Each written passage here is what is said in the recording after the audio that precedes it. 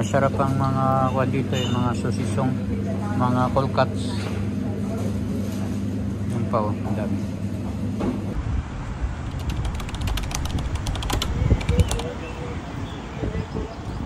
Good morning guys! Good morning guys! Pamuli sa aking YouTube channel. At kung hindi pa kayo subscribe, please subscribe and hit notification bell para updated kayo dito sa amin. Good morning guys, welcome ulit sa aking YouTube channel. Andito na ulit tayo sa baba at mamimili tayo ng ating ihanda mamaya sa kanilang dinner. Wala akong ngayong lulutuin, preparasyon lang para sa raclette.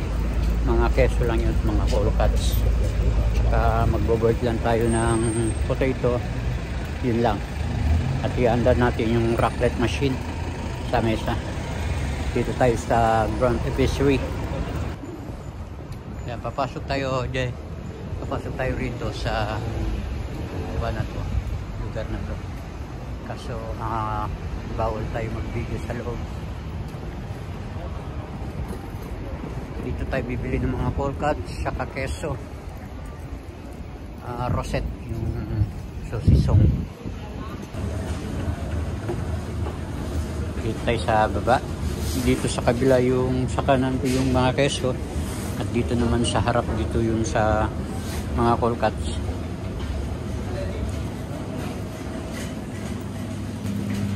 Ito ang bibili natin, yung rosette na yan. Masarap yun eh. Masarap ang mga kuha dito, yung mga sosisong, mga cold cuts. Yan pa oh, ang dami. Dito naman tayo sa keso, bibili.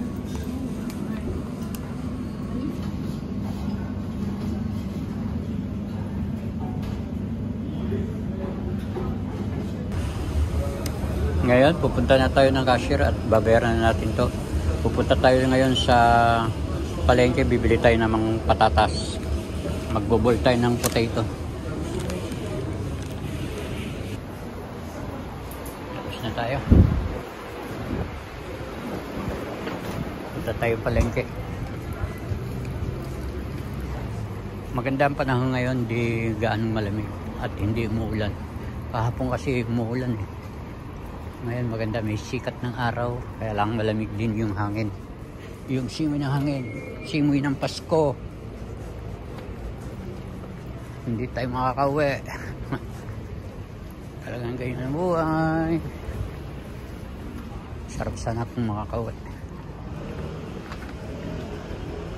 Dito lang tayo. Dito lang tayo sa Paris. Makakauwi rin tayo.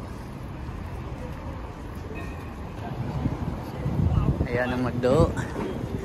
Dari tao. Dito tayo mamalengke. Bibili tayo ng kung ano-ano pa rito. Ito restaurant. Ang katabi hotel. Dito lagi kami namimili ng aming pagkain. Yung pagkain ng amo. Sobrang mahal. Okay lang, hindi na tayo lalayo, hindi na tayo sasakay. Bibili lang tayo ng 8 patatas. Ano guys, namimili lang tayo ng magandang patatas na ating ibaboiled para sa kanilang raclette.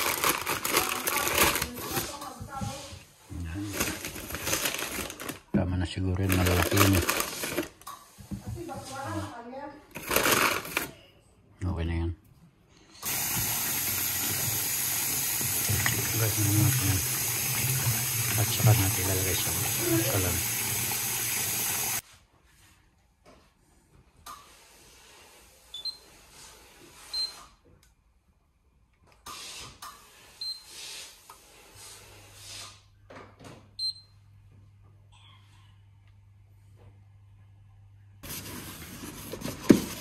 Ito yung gagamitin nilang machine sa sa raclette.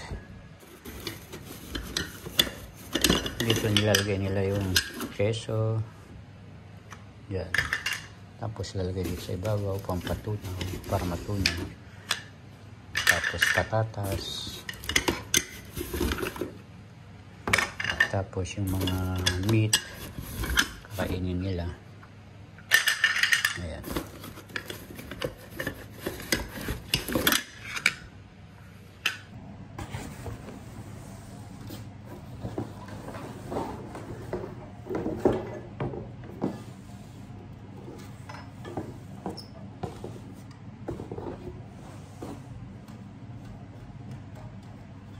Ayusin lang natin ito. Okay.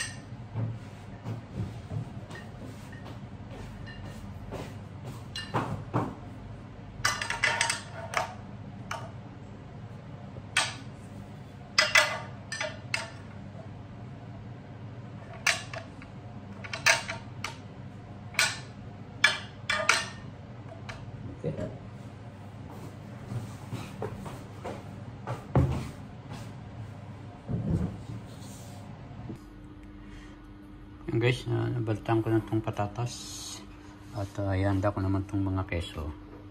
Ginagawa ko na. Hinintay ko lang umalis yung amo ko at saka si misis ko. Pupunta sa school. May party ata yung mga bata. Nagdala ng regalo.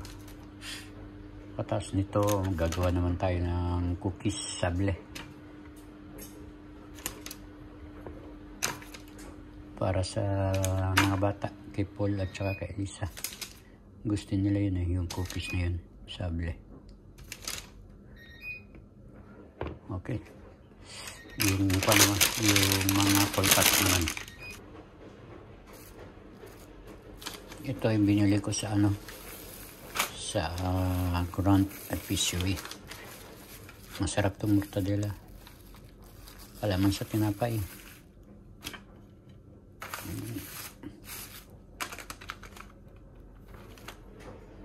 Kuha na sila ngayon.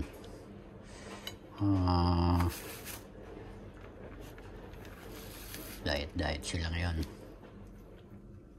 Ito lang kakainin nila, tsaka yung patatas, tsaka yung keso.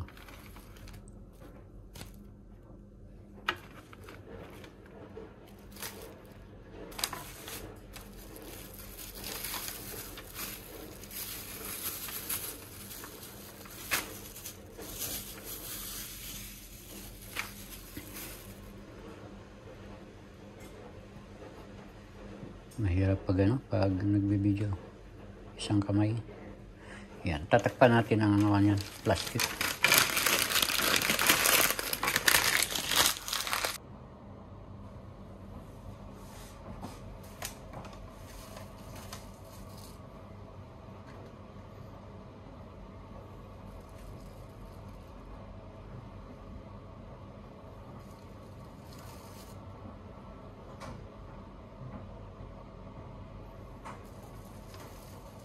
Sobrang nipis.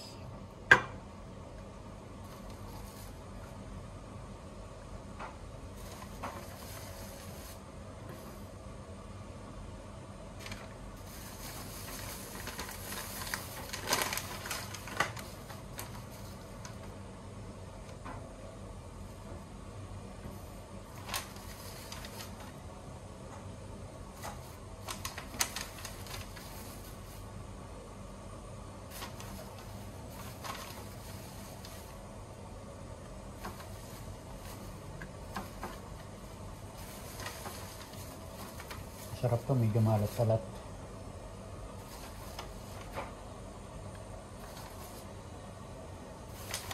Jambong Farm.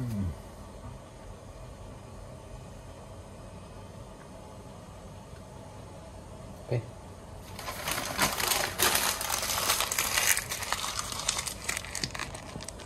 siya.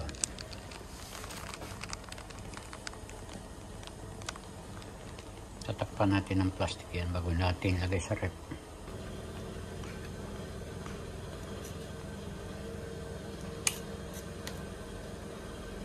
Sarap to. With cheese.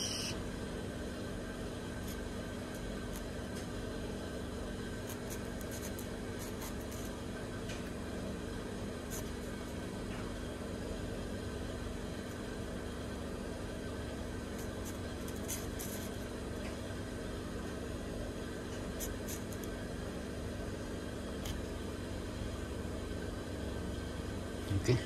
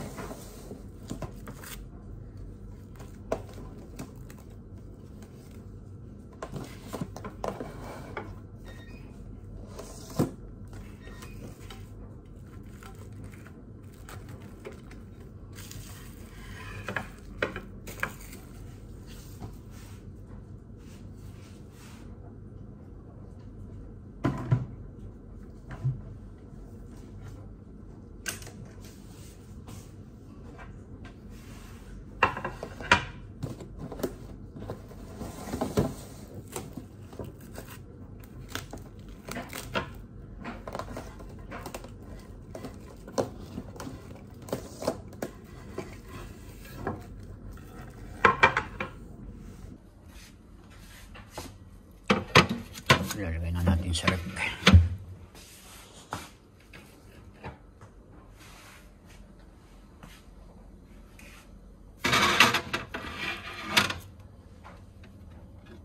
Ito kay Paul to.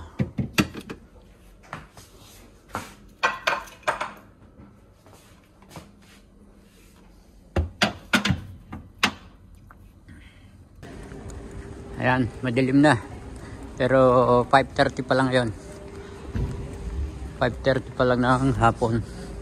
Kaya madilim na. Kasi pag ganitong winter, ganitong oras, madilim na talaga. Kaya susundin na natin yung bata. Actually, hindi ko naman sinusundo yun. Pagdating ng ganito, ay madilim na, natatakot yung nanay na baka may mangyari sa daan. Kaya susundin natin para safe yung bata, si Elisa. Okay naman doon kay si Elisa eh. Pwede naman siya. Hindi naman siya nagagalit. Compare doon sa mga batang ganyang edad. Nagagalit, magpasundo. Naiiya sa mga kaklase. Ayan. Kaya sabi ng nanay, sunduin ko raw. Kaya ayan, sunduin natin. Hindi ko pa tapos yung paggawa ng cookies. Pabili kasi ako ng butter, naubusan ako ng butter. Pabili ako ng butter sa misis ko. Hindi pa dumarating, kaya sunduin muna natin. Dito lang naman yun, sa walking distance lang. Malapit sa bahay, yung school ni Elisa. Ayan, labasan na. Labasan ng mga bata. Oh.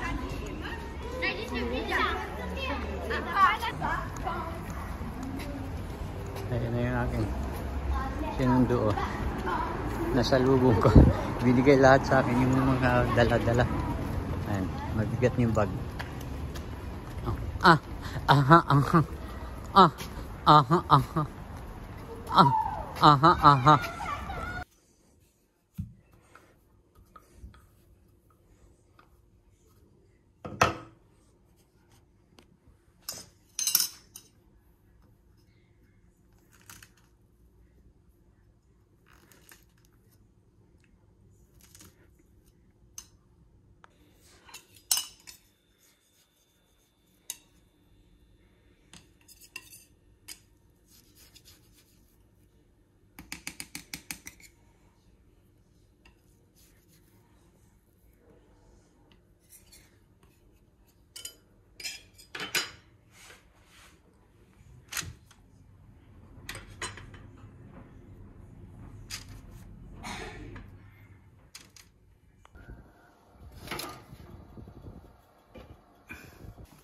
Okay guys, nandito na kami sa trabaho. Tapos na naman ang isang araw sa pagtatrabaho at bukas pahinga tayo magtrabaho para makapagpahinga naman tayo.